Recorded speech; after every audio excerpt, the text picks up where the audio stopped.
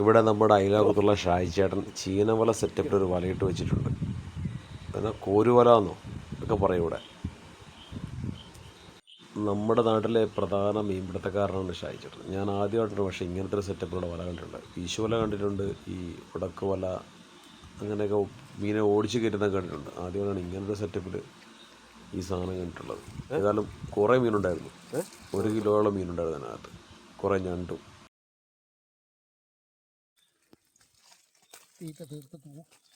ഇത്രയും വലിയ മറ്റേ പറലൊക്കെ ഉണ്ടോ?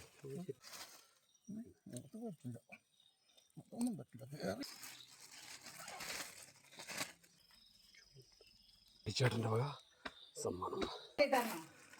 ഞാനല്ല, ഷായിച്ചേട്ടനെ വിളിച്ചതാണ്.